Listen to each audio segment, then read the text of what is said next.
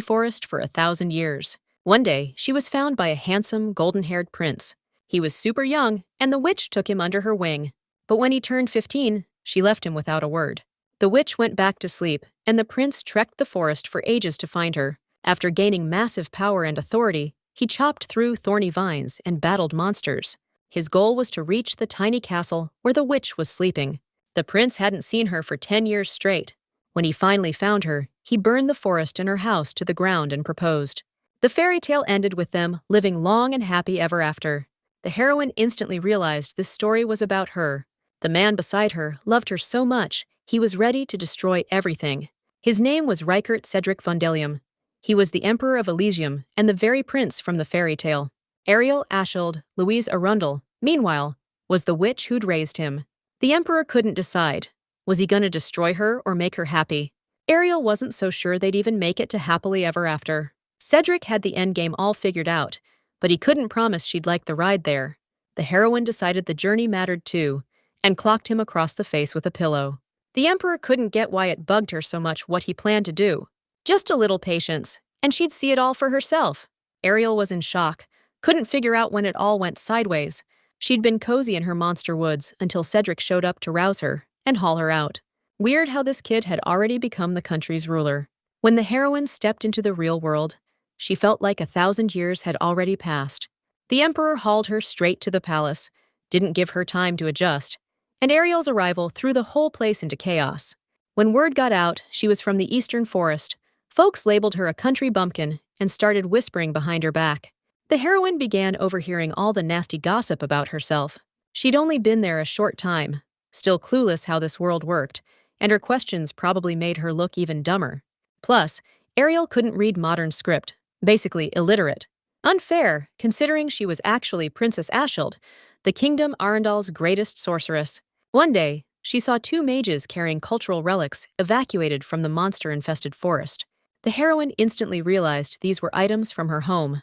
The mages accidentally opened one of the books and lost it when they saw notes in an ancient language. The book looked super familiar, but Ariel couldn't place it. It hit her. It was the diary she'd kept at 15. The mages called this manuscript a major discovery, and when they saw Ashild's signature, they lost it. They were beside themselves with excitement they'd found records she'd written.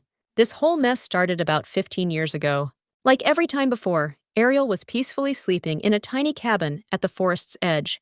Her eyes fluttered open, and there he was, a golden-haired kid standing right in front of her. For a second, she thought she was looking at an angel, but all doubts vanished when he asked if she was really alive. To test it, he was about to slit her throat, dagger already raised. Ariel quickly countered. If he did that, no one would wake up. The future emperor blinked at her, like he had other options. Eastern forest is crawling with thorn bushes and monster trees, and time here moves slower than outside. Its borders are totally impenetrable, and Ariel spent years trapped in this lonely place. Every time the forest's seal weakened, she'd wake up with a ton to do. She'd check the magic circle and the sealed portal in the woods. Then she'd chill and study magic. Had to make progress fast before the awakening wore off. But this time, as Ariel sat at her desk, someone started pounding on her door. She pretended not to hear, and young Cedric accidentally kicked the door in. He was laughing like a kid, happy it actually worked. That kid wrecked her peaceful existence. He was poking around the witch's house and knocked over a few plates. Ariel was confused. What even was this kid?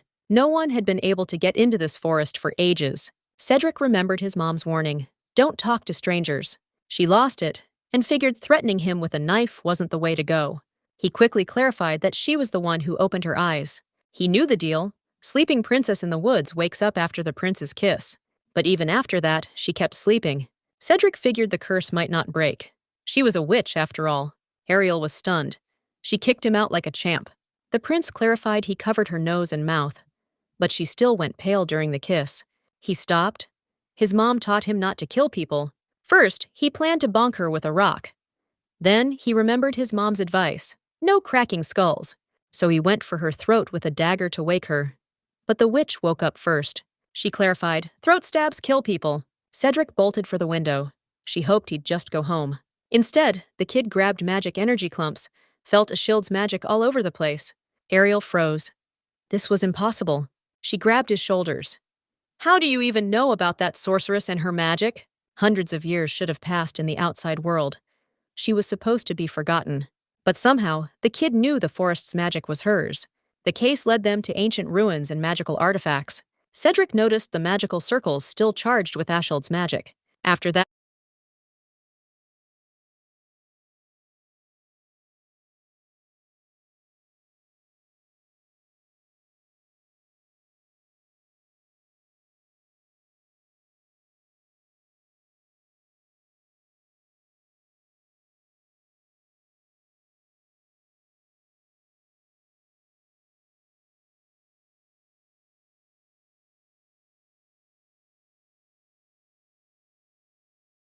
he leapt down and sprinted toward the woods. The young prince could feel her power here, stronger than in the artifacts. The forest's magic swirled around the kid, like it was greeting a master magician. Suddenly, the kid snapped to the fact he had to leave. Ariel followed him, and soon, Cedric stood at the heart of a magic circle. He decided he'd bring some toys next time. He stomped his foot and vanished in a blinding pillar of light. The heroine was floored by what she saw. Only master magicians can use this circle. Realizing he was a prodigy, she almost decided to take him as an apprentice, but she chose to just let him be. After all, he never stuck around long. She told the beast of a tree to hold back uninvited visitors. She lay down for a nap, only to jolt awake when Cedric blew the door to smithereens. Ariel couldn't figure out how he just wrecked her like that. Turns out, the monster tree gave him a hand. Spotting a broken branch on the floor, Ariel thought the kid yanked it off a poor tree. But it turned out he almost tripped while running, and the monster tree caught him. Hearing that, Ariel was stunned again. The forest usually hates outsiders, but it adores this kid. Plus, Ariel sensed massive magical power in him. Either way, she now called the monster tree a traitor. Cedric tugged him to play, but the witch quickly reminded them this wasn't a playground. Suddenly, Ariel noticed something odd and gave the kid a closer look. Scars and cuts lined his neck and arms, like someone was beating the kid up all the time. He wore fancy clothes and looked healthy, so he definitely came from a rich family. She remembered the kid mentioning a magical circle in his garden, so he lived in a pretty big house. Only folks who could hurt him there were family, parents, or close servants. Ariel decided not to dwell on it and stir up trouble for no reason. She saw him as a little pup just running over to play around. So she stopped caring, even when she noticed fresh cuts and bruises on his body. But Ariel couldn't help it. She kept glancing back every now and then. The worst part, Cedric noticed every single time. The heroine figured he'd forget about this forest soon, and things would go back to normal. But one day, the boy showed up so bruised and battered it was impossible to ignore. He and his mom lived in a palace where everyone ignored them both. He was a maid's son. No one dared get close to the prince, whose life was hanging by a thread. Recently, he crossed paths with his stepbrother, Frederick Brian Vundelium. He couldn't decide where to hit the idiot Cedric today. Later, while patching him up, Ariel couldn't wrap her head around how anyone could hit a kid like that. Then it hit the young prince. His horse had been killed. Brian was getting under his skin, so Cedric decided to kill his stepbrother, until he remembered his mom's rule. No killing people. So to hurt him, the kid set a trap the next time Brian rode his horse. The brother tumbled off. His horse tripped on a rope. In the end, the horse was killed because Brian got hurt from it. Cedric wanted his brother dead more than anything, but unfortunately, only the poor animal ended up dying. The heroine was glad he at least cared about someone. Brian drove him so crazy, the kid wanted to rip his eyes out. But for some reason, their mom even forbade that. Ariel was in shock. Couldn't figure out what was wrong with this kid. He honestly hoped that when he grew up, he'd finally be able to make all his plans come true. The witch found some comfort in the fact that he at least listened to someone. His mom had put in so much work raising him, and one little mistake could brand him a villain in history. Ariel genuinely respected that woman and decided to find out what Cedric's mom was up to now. Hearing the reply that she was dead, the heroine froze in shock. Her last request was that her son never kill people, so the young prince had to fulfill it. Ariel was impressed by how hard his mother had tried to fix his personality right up until the end. Besides, if she'd lived just a little longer, the kid might have turned out way better. The heroine decided to ask, wasn't anyone stopping his brother from fighting? Cedric remembered how Brian showed up on crutches, accusing him of horse killing and breaking his own leg. The kid thought it'd be better to think this through real hard. The brother snapped and swung the crutch at his face. Then he started beating him senseless and hurling insults. The housemaids watched from behind the door. No one stopped Brian. Because Cedric was just a bastard son of some useless servant, a prince in name only. A few minutes later, the brother stopped pounding him and panted heavy from exhaustion. He vowed he'd kill him for sure next time they crossed paths. Cedric smirked, wiped blood off his hand, and dryly asked, "You done yet?" Brian saw that smug grin and lunged to choke the life out of Cedric. From this, Ariel realized they bullied him because of his mom's lowborn trash. No one cared he was getting beaten up or how alone he was after she died. She wanted to know, was there literally no one who gave a damn about him? Cedric remembered the servants gave him clothes, food, and basic stuff. Plus, he'd really loved the candies Ariel had slipped him. Now she got why the kid stuck around the woods so long and always came back to play. He can only smile like this when he comes here. Suddenly, he felt better and ripped off the bandage on his face. The heroine was shocked at how fast the medicine kicked in. Cedric, on the other hand, couldn't wrap his head around whether the witch actually knew her stuff. Ariel quickly clarified she wasn't a witch, and suddenly the kid got curious. Just who exactly was she? At that moment, she was completely flustered and frozen in place. Deciding not to take chances and hide her true Ashield identity, the heroine introduced herself as Ariel. Cedric introduced himself too, and she figured he could come hang out and play anytime he wanted. From that day on, he'd come running back, playing with the tree monsters. Besides, he kept getting new cuts and bruises all the time. The heroine believed the kid would grow up, lose interest, and never come back. She couldn't stop him from getting hurt, so she decided to heal the wounds faster. Ariel wanted him to never feel the pain, no matter what injuries he got. She thought she could take care of him in any situation without hurting either of them. But one day, he showed up covered in blood, holding a blood-stained knife, with a calm smile on his face. A bunch of questions flashed through her head, but the shock left her speechless. What creeped her out more was that Cedric had no cuts, and the blood definitely wasn't his. The kid was hunting for snacks, but Ariel snapped out of her daze and demanded to know what he'd messed up. When she heard it was Brian's doing, she prayed he'd just gotten splashed with blood. Turns out, Brian was just flexing his new stallion. He rode up to him and dared him. Would he take out the horse too? The stable hands rushed to explain this hulking beast wasn't trained yet. Strolling around with it was a death trap. Brian shut them up with a wave and herded the muscled horse toward Cedric. Then he cracked the whip. Horse reared up in a flash. Massive hooves came flying straight for the kid's face. But a second later, the giant horse was down. Dead. Blood gushing from its neck like a fountain. No one could figure out how it even happened. Cedric exhaled calmly. That was dangerous. And, he added, watch your pets better next time. Brian spotted the knife in his hand, peed his pants, and bolted to Mom. After hearing this story, Ariel was baffled. The young hero knew he had no choice. His life was on the line. Ariel knew any other kid in his shoes would have just panicked. She figured this time, he'd done the right thing. If his life was in danger, striking first was the way to go. Now it was time for a bath. She sat him in the tub and scrubbed like crazy. Blood clung to his skin, refusing to wash away. Then she dressed him in clean clothes Daniel had once worn. Ariel couldn't figure it. Did no one care he'd been wandering around bloody? Cedric figured his servants were always too busy. Hence, no one showed up. He recalled his mom's words. After her death, everyone who got close would have ulterior motives. No one would do a damn thing for him without an angle. So he had to stay sharp. Ariel got it, and she couldn't agree more. She was probably freaking out about how he'd handle the cold, heartless world all alone. So the only way he'd make it to adulthood was to get cold, get suspicious, and start seeing everyone as a threat. But you can't even begin to imagine the isolation he's going through. Life would have been easier if his personality was simple and straightforward.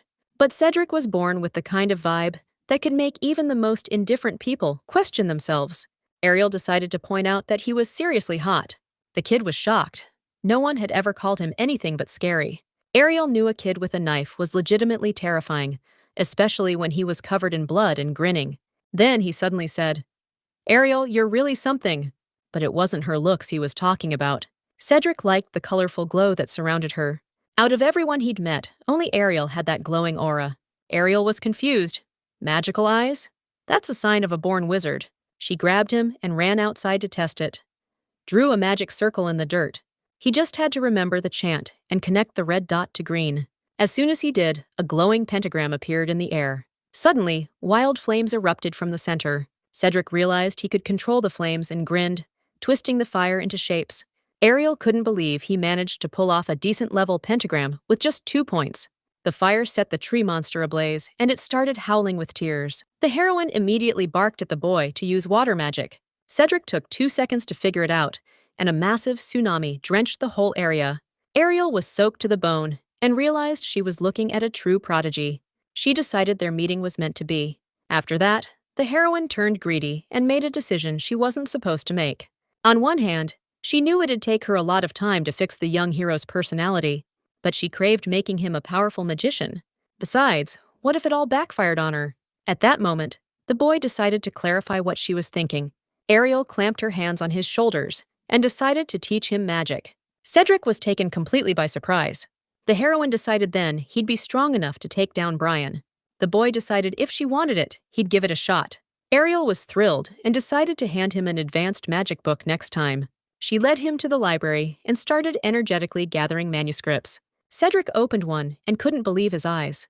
Were those even letters? Turns out he'd never seen writing like this before. Ariel was stunned that the young lord of a grand estate hadn't even been taught to read. She learned he'd had tutors, until his mother passed away. The heroine realized this was his family's doing again. The perfect way to torment a kid is to turn them into a useless fool. She figured they weren't teaching him, so he'd never have a chance to run off, even as an adult. Ariel vowed to work her tail off with him and turn him into a brilliant mage, no matter what. She started by hunting down basic books to teach him the alphabet. Turns out, Cedric already knew modern letters. She'd been trying to teach him an ancient language. Meanwhile, the heroine dug up a picture-based magic book from her stash. She couldn't get what Daniel was thinking, gathering all that in the lab. Hearing the name again, Cedric wondered who the heck they were talking about. He couldn't believe it. Was there really someone else in the magical forest? Ariel let out a heavy sigh. No one else? Definitely not. He'd been dead for ages. Cedric changed the subject. Surprised by the sheer number of books in her basement, the heroine decided once they got the basics down, she'd let him tackle the rest. The first days of lessons flew by. The kid picked up most of the basics fast. Training could start. Cedric didn't get it. If he could see the magic, wasn't memorizing the circles good enough? Ariel quickly clarified the sight only helped at first. That way, he wouldn't get the deeper knowledge. The kid thought it weird she was so into magic, but never used it. After that, he was about to leave, until the heroine suddenly stopped him. She handed him a book of basic magic circles. Said he could read it on his own time. Cedric was blown away by the unexpected gift. Later, he dug up info on how to boost fire magic. The book's notes were in Arundel's ancient tongue. Plus, it mentioned a magic, echoes of which Ariel herself had. She's living alone in a magical forest, speaks ancient languages, knows the ins and outs of magic, yet she gets along just fine with monsters. The young prince thought she was fascinating. The more he learned, the more intrigued he got. One night, he dozed off with a book in his hands, and not long after, a servant slipped into his room. Cedric woke up the next morning to the scorching sunlight glaring in his eyes. Suddenly, he realized the book was gone without a trace. He shot out into the hallway, hoping to catch the servant who'd been there the night before. Turning the corner, he spotted Brian holding the book, just handed to him by the servant. Cedric assumed this creep had stolen it from someone, then suddenly caught Brian's wild, furious glare. Remembering how his horse had died, Brian panicked, terrified the same fate was coming for him. He bolted, screaming for his mother's help. The servant who'd snatched the book tried to make a quiet escape, but Cedric barked at him, eyes locked in a cold, steely glare. Right then, a knight showed up, asking what the hell was going on. The kid immediately figured out something belonging to the imperial family had been stolen.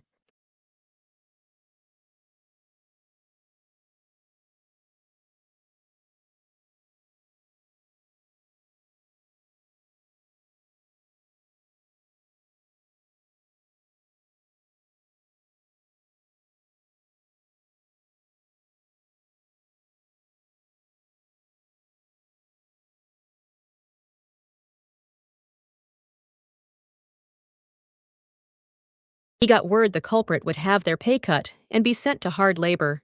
Then, Cedric remembered the old law about thieves getting their hands chopped off. The servant went deathly pale. He wanted that thief to pay immediately, right in front of him. The knight quickly clarified it was an outdated rule, but the young hero was ready to do it himself. The servant broke down sobbing, begging for mercy, and blamed Prince Brian for ordering the theft. The soldier called him a fool and carried out Cedric's order in an instant. Stealing wasn't enough. He was now insulting a member of the royal family. The knight was stunned the young prince hadn't flinched at the sight. Cedric just shrugged. He didn't care. The housemaids were horrified by his cold, unshakable calm. A kid who'd always been different faced endless criticism and rejection. To him, emotions were a foreign language, and right or wrong, a blurry mess. One day, a stray cat stuck to Cedric, and he had no idea why it wouldn't leave him alone. His mom rushed to explain the cat found him cute, and that's how cats showed love. Then Cedric started clinging to his mom, and she reminded him only cats do that. Later, Cedric thought cats were weird, small, soft, and all fuzzy. His mom thought they were cute and showed him how to scratch their heads. The kid remembered some flowers were cute too, and decided to give them a scratch. His mom didn't think it mattered, and he didn't get why there was a difference. While all this was happening, the woman wondered if her boy could turn out okay. Later, they found the same cat lying in a puddle of its own blood. Staring at the mangled body, she figured a horse must have run it over. Right then, Cedric remembered. Cats are cute, you gotta scratch 'em. He reached out for the bloodied head, but his mom yanked his hand back. She decided to give the little guy a proper burial and grieve. Later, he laid a tiny flower on the kitten's grave. She watched closely and realized he was starting to get it. She taught him not to go around killing or maiming people and to keep his power under wraps. Before she died, she made sure he knew how much she loved him. She really wanted him to one day get what all that meant. So his mom was always hoping that Cedric would someday find someone special to stick around with. But after she died, the whole world turned gray for him. People, everything, just lifeless. He came back to the castle all alone. No one cared. One day, the kid wandered into an old magic circle tucked in the corner of the garden. Stepping onto it, Cedric suddenly felt this rush of Ashild's magic. In that instant, power surged through his body and the circle lit up. The kid, along with his magic, got sucked in, plopped right into the middle of a forest. He walked a bit and, to his shock, spotted a house. Curious, he stepped inside and found her in the bedroom. Then, he noticed something weird. Only she and the magic around her were colored in this gray world. Asleep, Ariel looked stunning, glowing like a damn angel. He wondered what she'd look like when she moved. So he plopped down right there, waiting for her to wake up. But hours passed and she didn't budge. Finally, he grabbed a huge boulder and chucked it at her head to wake her up. But then he remembered his mom's words, "Don't throw stones at people." So he headed home and decided to wait another day. When he came back the next day, he couldn't believe. Was she still asleep? Suddenly, he heard a strange rustling. He turned around and saw the tree monster. The kid was confused. What did this monster want from him? There was a forest in the east, swarming with monsters, where time had stopped. Legends said it was impossible to reach. No one had ever made it inside. And then Cedric realized he was standing right in that forest. The air was thick with Ashild's magic. Even the castle's antiques didn't have this much power. He poked the tree monster with a stick, hoping it'd move. He needed to figure out, who was that girl in the house? She couldn't be a witch. Her magic would have been obvious. Then it hit Cedric. Remembered the fairy tale his mom used to read him. In that story, the prince woke the sleeping beauty with a kiss. A few minutes later, he stood at her bedside, grinning with determination. The boy leaned in and gently kissed her right on the forehead. Since he's a prince, she should wake up right away. But there was no reaction, so he decided to lightly stab her neck with a dagger, hoping the pain would jolt her awake. He crouched over her chest, pressed the blade to her throat, and suddenly her eyes snapped open. In that instant, it felt like rose-colored glasses had been slapped over his eyes, and he saw the heroine's golden pupils swirling, making his head spin. Truth was, she was in total shock and had no clue what was going on. That day, a guy showed up who totally stole the young prince's attention. Now, Ariel heard the story that his servant had betrayed him to Brian and stolen the book. The heroine went ballistic over the news and decided she should have dealt with this guy ages ago. Either way, that book was a rare edition, and there's no other like it. But Cedric wasn't about to let her off easy and vowed to protect his first gift from Ariel. The heroine figured the servant was the only one to blame and heard in return that the boy had ordered his hand cut off. Patting his head, Ariel decided he'd done the right thing. Cedric was stunned by her reaction. Everyone else had been horrified, but Ariel thought it was better to go through with it than chicken out and just put up with it. Gave the kid another round of praise, then decided to finally wash the blood off him. Cedric was still confused. She used to be terrified of him, but turns out she was just being careful. Cleaning the blood wasn't a problem, but that smell? Whole different ballgame. While Ariel hunted for special soap, the boy's determination to claim her kept tightening its grip. He loved this forest with everything he had. No one here could snatch the heroine away.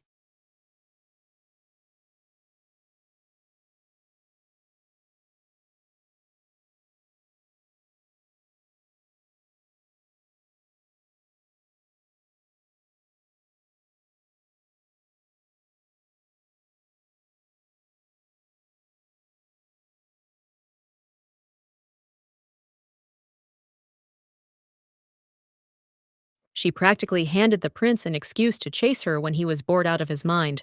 The stolen book landed in the hands of mages, who were totally blown away by what they found inside. Found out it belonged to Cedric, so they figured he might have stumbled onto some ruins by accident. Ansel, Viscount Price's second son, royal squire, and special ops intel guy, caught wind of this, knew this wasn't something that'd just blow over, so he marched straight to his mistress with the report. He personally checked the book and confirmed it came from a magic kingdom older than a millennium. Owner was Cedric, and the hero wanted to know what to do about it. The woman in the chair told him to start tailing the prince in secret, using his own judgment.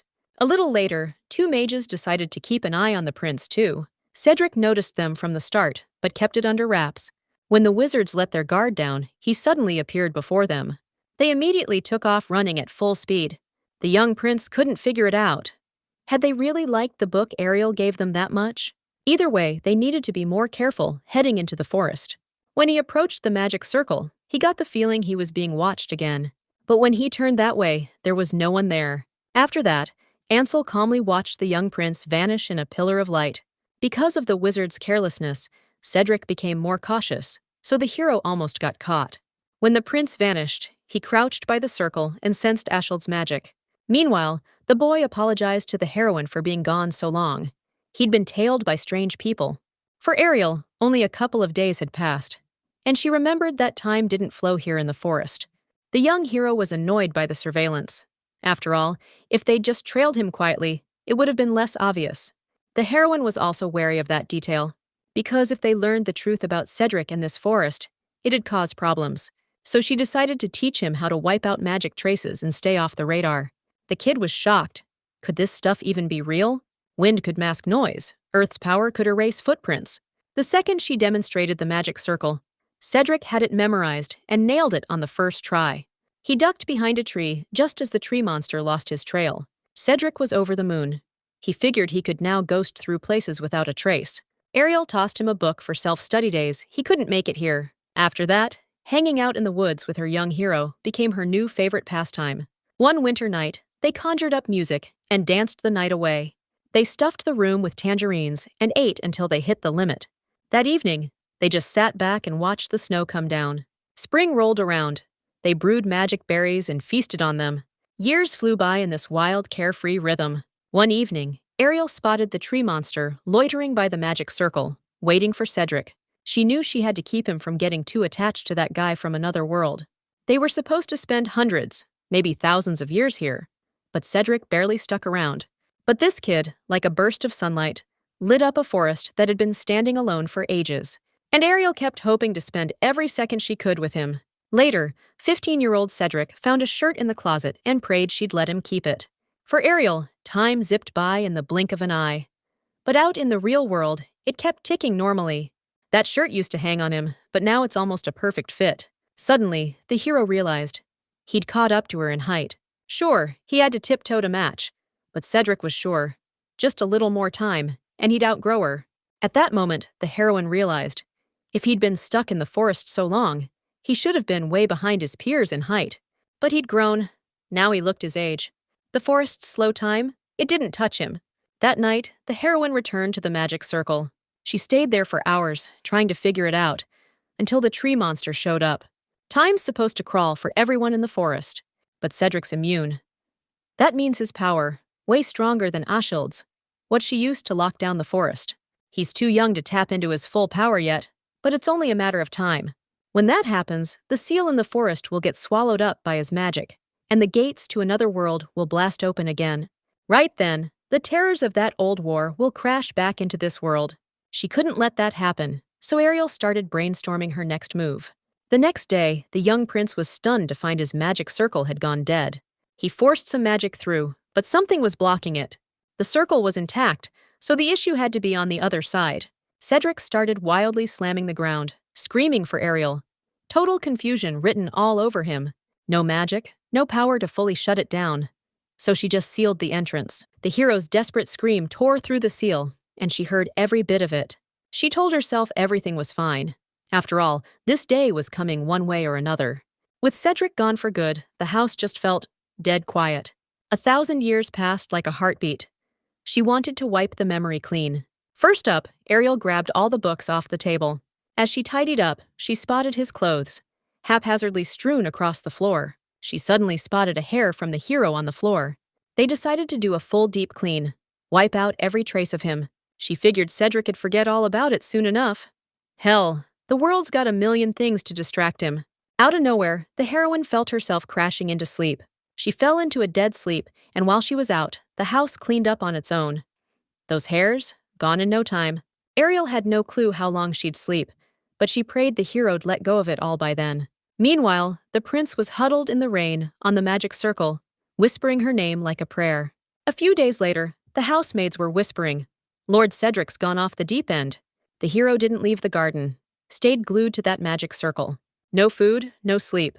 Cedric was hammering the dirt with his fists, screaming her name like a madman. He looked even worse than before. People gave him a wide berth, full-on terrified. Even the prince didn't know what the hell he had to do to see Ariel again. Then, bam! He ran headfirst into some tall guy, who instantly muttered an apology. Ansel hoped the young master was still all there. Cedric shot him a wild glare and snapped, "Move! Now!" The spy watched the prince with narrowed eyes, and noticed his condition was worsening. He decided to try a different approach to get closer to him. After that, Cedric started scouring every source for info on the magical forest. But no leads turned up, and without the magic circle, he couldn't get in. Then he spotted a stack of books Ariel had given him during their last meeting, pushed aside. At the time, Cedric didn't get why she handed him so many at once. He could have taken them one by one. She figured it was homework. She was swamped soon and wanted to get it out of the way. Now, he realized she'd already known, back then, he wouldn't be able to come see her again. From that moment on, he set a goal: to find a way into that forest. After sleepless nights and hundreds of books, there was nothing. The maids lingered outside the door, waiting until Cedric dozed off at his desk before slipping in to clean. Creeping in on tiptoe, they started gathering the scattered books and putting them away. Cedric yanked one of the maids by the arm, furious that they'd touched his stuff without permission. Furious, he vowed to chop off their hands next time and tossed the maids out of the study. They knew if the room wasn't spotless, the butler would lose his temper. But the threat of losing his hands was all too real. Something like that had actually happened before. Meanwhile, Cedric held Ariel's books close to his chest. The last thing he had left of her. The hero couldn't figure out why she'd betrayed him and walked away. At first, he was hell-bent on tracking her down and ending her. But then he changed his tune, deciding to trap the heroine in a pitch-black room. No one could get in but him. Either way, the immediate goal was finding the forest. But without influence or cash, reaching it was next to impossible. The hero made his way to the magic circle, only to run into Ansel right there.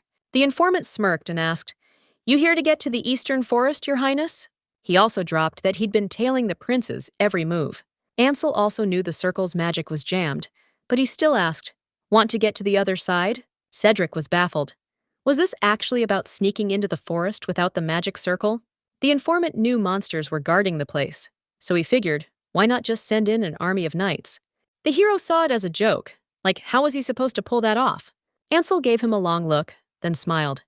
"You're gonna need to become emperor." After the heir died suddenly, power split between the 3 surviving kids. The second son had full knight support, best shot at the throne. Third prince got church backing because his mom had noble blood. Brian was the 4th kid, backed by his mom's family clout from the elite aristocracy. So when Cedric heard the informant's words now, he snorted. 5th son of a lowly servant? Thought this kind of power play was impossible. Ansel rushed in, reminding his highness, "Ancient magic's still out there, and only he can use it. Empire ran on science and tech, then magic and engineering, least. Other power players exist, but the royal family flat out ignored them. That exact unchecked power?" The informant planned to hand it to Cedric. In exchange, he wanted access to the eastern forest with His Highness himself. Inside that forest, the truth people have chased for centuries, the war secret that nearly destroyed the world, plus the force that stopped the war. They wanted to step in and dig up the lost truth. Hero blinked, confused. Who the hell are you talking about? Ansel clarified fast. I'm a Rank 2 field agent from the Truth Seekers Special Unit. This whole organization will become the power of the future Emperor. Of course, as long as Cedric agrees to go with them. Ansel was determined to do whatever it took to make sure His Highness never regretted it and would stand by him to the very end. With the prince's magic, they quickly gained the support of mages and engineers. Over time, they earned the knight's loyalty and crushed their enemies. 10 years after breaking the magic circle, Cedric became emperor and was ready to head into the forest. After some time, Ariel woke from her sleep and had no idea how long she'd been out. Stepping out of her bedroom, she saw everything was spotless. She then checked the magic circle and saw the seal was untouched, meaning it was still closed. Turning to the monster tree, she hoped it had protected the forest well while she was asleep. All feelings had faded by then, and everything was perfect now. Earlier, she'd heard the hero's desperate cry from the circle, but now it was silent. Ariel hoped he'd escaped his family and found his strength. Either way, she was glad things had returned to the peaceful bliss they'd started with. Suddenly, the heroine noticed a strange shadow beneath her. Glancing up at the sky, she was shocked to see dozens of meteorites hurtling toward the ground. A few seconds later, Ariel was thrown aside by a shockwave, and the forest erupted in flames. In the distance, she spotted the silhouette of a walking mage radiating unbelievable power. The heroine was confused. No clue who he was or what he wanted. She had no idea about his motives and decided to buy some time first. Right then, the attacker summoned a storm. A massive lightning bolt slammed into the ground beside Ariel. The heroine hit the ground and lost consciousness for a few seconds. As she gradually came to, all she could think about was getting out of there. The mage walked up, flashed a smile, and asked if she was okay. Ariel didn't recognize him and had no idea why he'd even attacked the forest. But a guy with that confident, smug attitude? He probably thought he could boss anyone around. The heroine stayed on edge, no clue what he was up to. Right then, Cedric suddenly made her an offer.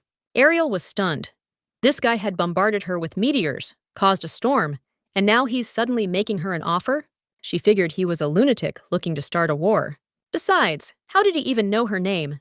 Looking at this man's face, she got the feeling they'd met before. Then it hit her, Cedric. This mage looked just like him. The hero sat down beside her, finally realizing he'd missed her a lot over the past 10 years. Ariel lost her words and stared at him, stunned.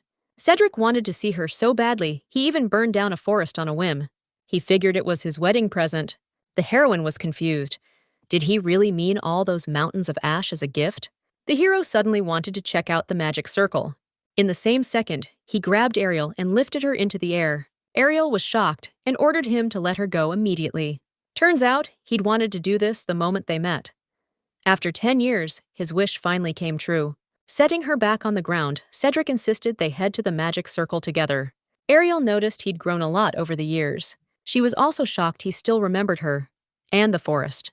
Later, the hero found the seals on the magic circle and quickly patched it up. He figured now was the time to take the heroine. He'd made it here and found her after all.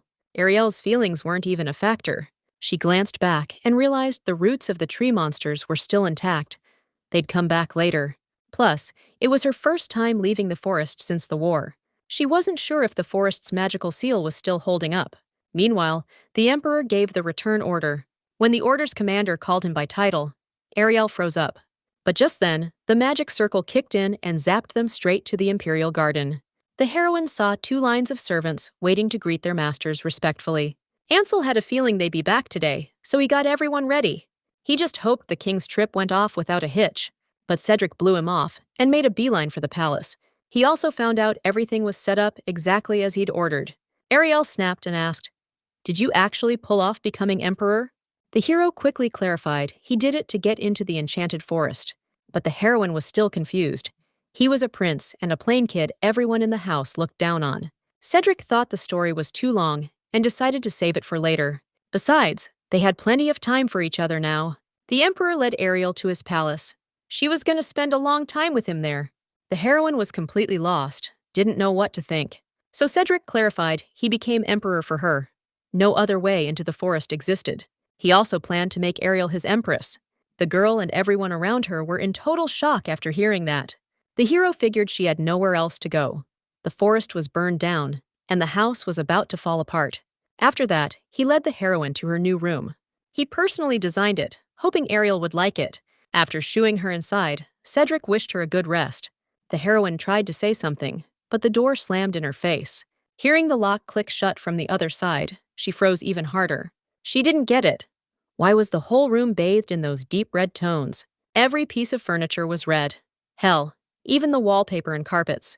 The canopy looked like it was about to start dripping blood any second. Ariel was confused. Was he seriously paying her back like this for her ditching him 10 years ago? Plus, her clothes were still dirty from all the chaos. Even that cleaning spell hadn't worked. She flopped onto the bed and stared at the ceiling, mind racing. How did it all spiral into this? Now she knew Cedric was a prince back then. Got it, why he kept his status under wraps. But back then, things were good between them. Studying magic, having a blast. After all that kindness, was he seriously going to repay her with revenge? Ariel was worried. Her head was going to crash, and those nightmares might come back. When she shut her eyes, she found herself on a battlefield.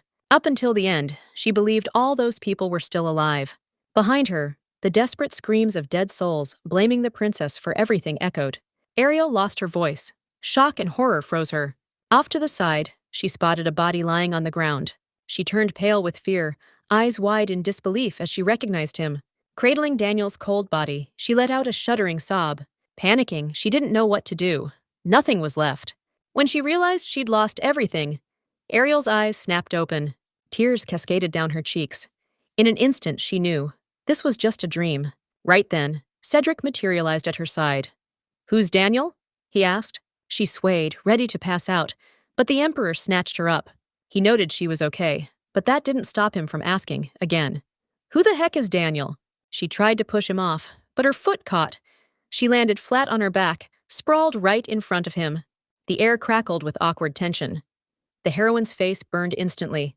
Against her expectations, Cedric scooped her up, gently lowering her to the bed's edge. Crouching beside her, he stared at her face.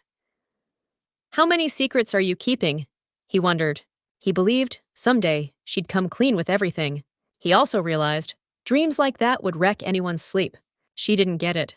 How do you even sleep in a nut house? Cedric's probably trying to get back at her and drive her insane. Otherwise, why go through all this trouble redecorating her room like this? Turns out, he just wanted to surprise Ariel. He remembered red was her favorite color and wanted to give her a space she'd love. The heroine recalled how they'd stroll through that forest clearing, covered in red wildflowers back then. When he saw Ariel in that red dress, the prince figured that must be her go-to color. Ariel smiled and nodded, fully on board with his idea. But remembering that chat, she couldn't wrap her head around how something so small could be the cause. She bolted upright, convinced the hero had no clue what was going on. Meanwhile, Anselm was eavesdropping in the hallway. Same conclusion, same vibe. Either way, that red room wasn't an attack. It was a genuine gift. Thinking about it that way, the room didn't seem so terrible after all. Still, the heroine called for the room to be reset to normal. Cedric didn't know her style, but Ariel didn't mind a bit. He agreed to tweak things little by little, and Ariel suggested starting with those door locks. Cedric ruffled her hair, muttered that locks were for safety, then led her to the dining hall. Before that, he told the two maids to show her around and help her freshen up. Ariel suddenly realized she could have just told them to take her back to the woods instead of switching rooms. The Emperor was happy to see she was still easy to trick if you just distracted her. Later, the maids were waiting for the new Empress at the bathroom door. One of them was furious the woman didn't even know basic etiquette. Her coworker reminded herself this was His Majesty's guest, soon to be Empress. That just made the maid even angrier, thinking about Princess Rosemary and Miss Violetta. How could some total nobody become the ruler? The other maid decided to stay quiet to avoid trouble. If they wanted to keep their jobs at the palace, they had to watch what they said. She figured she'd personally deliver the guests' clothes and told the grumpy maid to work on her face instead. The maid seethed at her coworker's reply and called her a coward. After a while, the room took on a decent color. The heroine washed up, ate, and now her brain was working again. To get back to the forest, she needed a magic circle. She could try finding another way, but would she even make it out of the castle? The Emperor will definitely keep a close eye on her and not let her go so easily. Plus, Ariel just couldn't get used to him. Her cute little Cedric had grown into a big, serious dude. The hero figured she just liked little kids, and when he grew up, he became useless to her and she dumped him. But the whole problem was entirely his magical powers. Ariel didn't know how to explain it. While Cedric was beating himself up for getting older, the heroine was confused and didn't get how the conversation had veered into this territory so fast. She decided she was just faking it and playing the victim card. And yet the hero was just so cute, you couldn't leave him in that downbeat state. But Ariel had no clue how to wipe away his tears. Right then, Cedric got an idea and suddenly went all serious. He figured, if that's the case, why not just get rid of all the kids? If everyone younger than him vanished, he'd get less of Ariel's attention. The heroine turned pale with horror and started begging him to leave the kids alone. Right then, the Emperor suddenly pulled her close. He figured that was enough for one day. He was aching to spend the night with Ariel, but held back for now. He slipped out the door, leaving the girl totally baffled. He pressed his hand to the door, triggering the magic seal that locked it. Cedric smirked, happy the heroine hadn't noticed the door's magic trap. She had no magical talent, yet she was sharp with magic. The Emperor made sure Ariel had no chance of escaping. No way she'd even think to run. At the same time, she decided Cedric was still the same little brat. The heroine was still in the dark and feeling uneasy. 10 years ago, when the magic circle sealed shut, the hero made it his mission to keep her from ever leaving. He became emperor to lock her in the golden cage called the Imperial Palace. He didn't want to let her go anymore, and if he had to die, he'd do it right here. Meanwhile, the mages found a strange, eerie seal in the magical forest. They realized the spellcaster who made it was way beyond their level. They immediately reported to the emperor without hesitation. Not long after, Cedric found out about it from Ansel's report. The informant called off the investigation. No mage could crack the Great Eskilda's seal. But this thing looked seriously creepy, like something was trying to claw its way out. That night, the palace chamberlain, bitter about the emperor's chosen one, slapped a set of temporary clothes on the lady. She also had to handle her new room until they found a proper maid for the heroine. Plus, the woman handed Ariel a list of approved places to visit and bolted out the door. The heroine scanned the list and realized Cedric was trying to cage her here, to stop her from moving. No other choice but to read it. She flipped open the booklet and froze. She had no clue what the hell this script was. While she was stuck in that time-frozen forest, the world kept evolving, and a new writing system appeared. That's why Cedric couldn't read those ancient books at first. Suddenly, Ariel realized she was a powerful, all-knowing witch who couldn't read. That kind of cringe? Not happening. She sprinted out into the hallway. The chamberlain smirked at her and asked, "What's your problem?" At that moment, the heroine realized she had no idea how to explain what was wrong. First things first, we needed to avoid unnecessary misunderstandings. Suddenly, she spotted an ancient inscription on the wall next to the maid. As she stepped closer to examine it, she was instantly told to leave it alone. The lady's maid was furious she was about to touch a priceless item without knowing a thing about it. Ariel was stunned. Could this thing actually be valuable? The maid clarified it was a painting by the great witch Ashild from the ancient kingdom of Arendal. She considered it priceless and refused to let the heroine ruin national heritage with her touch. Ariel was completely lost and had no clue how to respond. The great Ashild drew this out of boredom during magic class. Picking up on new awkwardness, Ariel was utterly flustered. But then she heard the maid's voice, calling her a clueless bumpkin who didn't even know basic etiquette. Ariel stared at her, baffled. Where did all this hostility from the servant come from? She decided to ask. Did she look that out of her depth, that even a maid scolded her over something so trivial? The maid got even angrier, insisting it wasn't trivial at all. It was Imperial Palace treasure. In that moment, as she looked at Ariel, the maid suddenly fell silent. The heroine decided to check. Was palace protocol really about humiliating the emperor's guest? The maid flinched, totally lost. Where had this tense vibe suddenly come from? Her eyes were dripping with aristocratic pride and superiority. But how did a simple country girl's gaze hold so much nobility and dignity? Ariel wanted to know. What had the lady's maid done to end up standing here now? At that moment, the maid realized her mistake, dropped to her knees, begging for forgiveness. The heroine placed her hand on the maid's head, labeling her a total snob. Was this palace so elite that even the staff ignored the emperor's guests? If they were treating her this way, Ariel thought, it was terrifying to imagine how they treated Cedric. In the past, nobody cared that Brian beat him, but now they even ignored him for having no power. The heroine thought everything had changed now that he was emperor. Could he, with his personality, just turn a blind eye to such treatment? Though, because of his nature, he probably just didn't stress over it. Just then, Cedric burst out, wanting to know what had gone down. Seeing Ariel step out in just a nightgown, he immediately tossed his cloak over her. The heroine figured it wasn't important right now, and started teaching the servant girls the basics of etiquette. First off, these girls had zero respect for His Majesty. Even if he didn't care, if the staff didn't show proper respect, the emperor's authority would crumble. Let them think he was a powerless prince. Basic respect was still non-negotiable. What if more people started ignoring His Majesty? Cedric glared at the servants, mind racing. Did they really think he was a powerless prince? At that moment, the lady-in-waiting and the other maids went deathly pale. Then he smirked and played the part of a powerless underdog. A fake tear welled up in his eye. He prayed Ariel would save him. The heroine suddenly saw him as a sad little puppy. Ansel and the order commander silently begged her not to buy this nonsense. But Ariel slammed her fist against her chest, vowing she'd have his back. Cedric beamed and leaned in, curious why she'd jumped to his defense so fast. The heroine's mind blanked. She couldn't read, and panic hit. She recalled how the hero had once struggled with ancient scripts, too, until she taught him. She handed him the book and admitted she couldn't make sense of the words. To her surprise, the emperor looked genuinely pleased she couldn't read. Back then, he'd have done anything to teach her whatever she wanted to learn. But now, Ariel had just dumped him without looking back. The heroine had no response.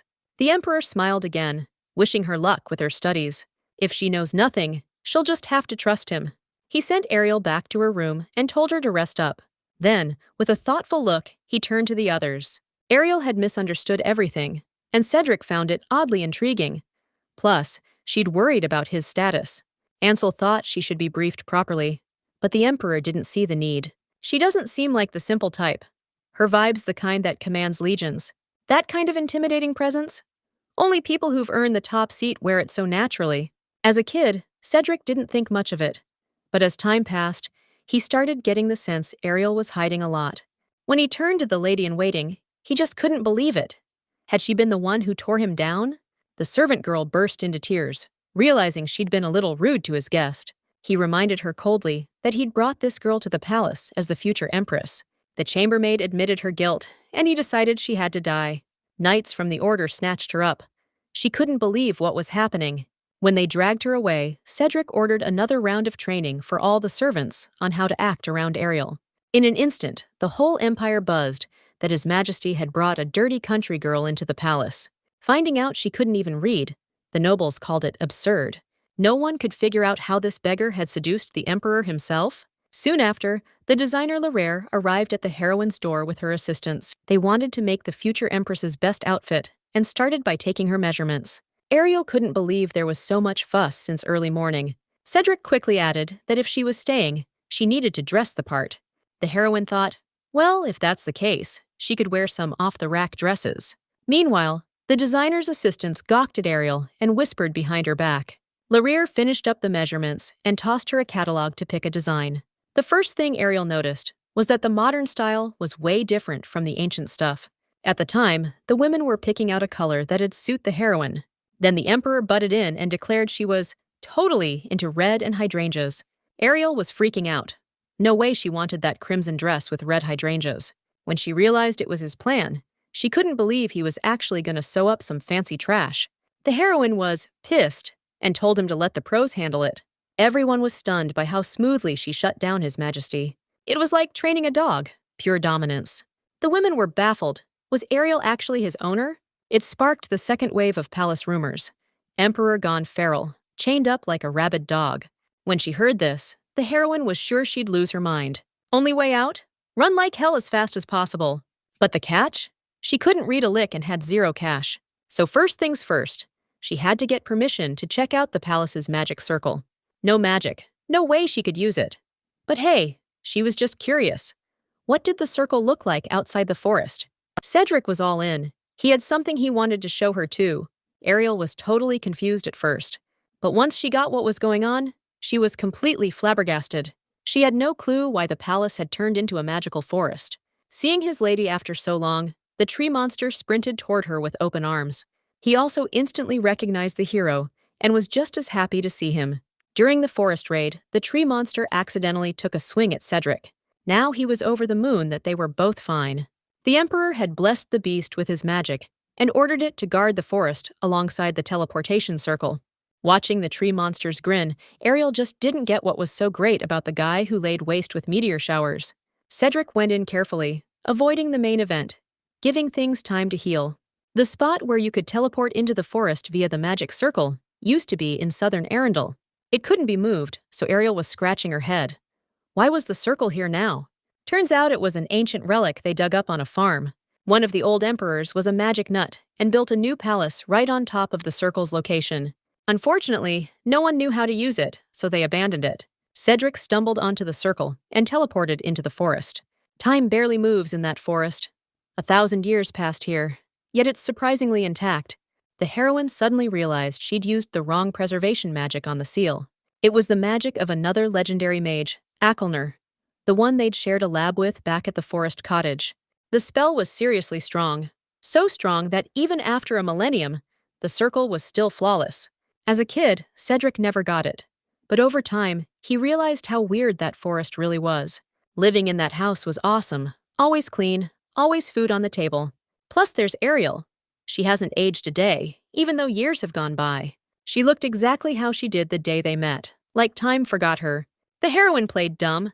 That forest, with its frozen time, was steeped in the magic of the legendary sorceress Ashild. And Ariel lived there, book-smart about magic, but zero actual power. At one point, Cedric even thought she was a shield. That's when he started digging into every scrap about the Great Witch. And that's when he ran into the name Akelner, the legendary mage. That wizard had a ton of relics, and the hero learned how to tell his magic apart. Then, deep in Ashild's magic-filled forest, he suddenly felt Akelner's power. But the guy who'd been living in the forest with Ariel was Daniel. At the time, the heroine couldn't believe he'd even guessed it was that legendary wizard. But the Emperor was troubled because during his research, he'd heard there was a love affair between Ashild and Akelnar. Ariel thought he'd lost his mind. Everything was totally different. She was in shock. Where the hell did those ridiculous rumors even come from? Impossible. Daniel was her own older brother. Meanwhile, Violetta was praying in front of the altar. Suddenly, she heard the oracle's voice echo through the hall. The prophecy revealed a dark energy was hanging over the imperial palace. Later, the temple attendants were gossiping about the village Tamer, who was about to become empress. When they saw Lady Violetta standing there, they immediately apologized. Lady Kelton was the only one who heard the god's voice, and the first empress candidate. She was shocked the emperor had picked someone else as his chosen one. She remembered the recent prophecy and realized something was off in the palace. Daniel Akenar Lauderdale Arundel was the prince and a powerful mage, 2 years older than the heroine. They were always sparring with magic. But as soon as they started fighting, Serena Lashella Elsbeth Arundel, the crown princess, would show up.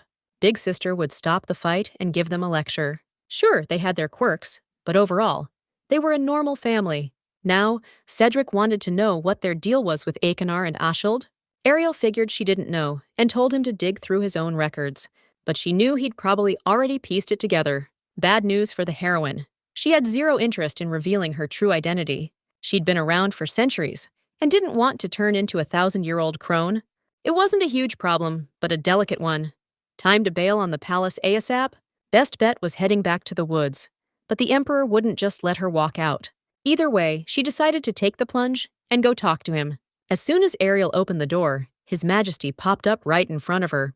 She quickly made it clear she wanted to go back to the forest and agreed not to break the magic circle. Cedric thought it over and called it impossible. There's no home there anymore. Ariel didn't see the issue. If everything's wrecked, just slap a restoration spell on it. The Emperor clarified. No, he didn't just destroy the house. He erased it from the planet, molecule by molecule. And while he was at it, he grabbed her stuff. The mages lost their minds. First time they'd ever seen that many ancient tomes. Right then, she realized the palace staff rushing around were hurting her belongings. Grasping the disaster's scale, she bolted for the balcony, staring at the servants hauling her gear. She caught something weird. One slipped up and let go of a book. Ariel caught it. She froze. Her own diary. Her heart nearly skipped a beat. Then she overheard the mages going wild over the entries in that book. One of them blinked. Ashilda's name wasn't the only one in there. Akelnar's was too. The wizards lost it. This wasn't just any diary. It was a goldmine of research from two legendary mages. Only she grimaced, recalling it was just her teenage scribblings. She smirked at Cedric, hoping he'd track down those pages for her. The mages noticed Akilnara's name kept coming up and figured Ashild must have really loved him. But it was just a bunch of teen angst rants Ariel wrote at 15, bashing her brother. To the Emperor, it didn't make sense. Why did the heroine need this? How were those two mages even connected? Ariel snapped and blurted out, "I'm Ashild!" Her voice full of rage. She thought Cedric already knew, but turns out he was just guessing. Cedric wanted to hear the truth straight from her lips. Now that the truth was out, Ariel demanded her stuff back. Right the hell now. The Emperor glanced at the mages and realized they weren't giving up the treasure without a fight. The heroine couldn't believe it. Was he this weak he couldn't even boss them around? Cedric smirked and ordered Ansel to bring everything up this instant. If the wizards protested, they'd just seize more items from the forest and lock them in palace storage. The informant decided to let at least one notebook stay in the pile. The Emperor dove into reading it, eyes wide with fascination. The heroine froze. He could read the ancient language, unlike everyone else. She lunged for the pages, but the hero held him high above her head. Ariel was fuming and demanded the notebook back right away. If Cedric even dares read a single word, she'll turn around and vanish back into the woods. The Emperor was stunned she was about to leave him again. Truth is, he was barely holding himself back. 10 long years staring at that sealed magic circle, on the edge of despair. At one point, he vowed that when he finally saw her, he'd kill her for this. He wanted to destroy the heroine for not being his. But the thought of her not existing in this world? That gnawed at him. So he scrapped his original plan. Now, he wanted to keep her alive, capture, bring her in, lock her up. Even thought about hiding her somewhere secret, just so he could see her. The hero smirked, thinking this was why she shouldn't be pissing him off. Besides, didn't she owe him a reward for all this patience? Ariel looked away, clarifying it was just her diary. That just made Cedric more eager. He flipped through the pages with even more excitement. The heroine panicked again and ordered the notebook burned on the spot. The Emperor didn't hesitate. He set the notebook ablaze right away. He was still curious. What kind of relationship had Ashild and Akelnar even had? When he heard they were siblings, Cedric couldn't believe it. Had she really killed him? Realizing they weren't romantically involved, he gave a genuine smile. Akelnar's name had bugged him before, but now everything was smooth sailing.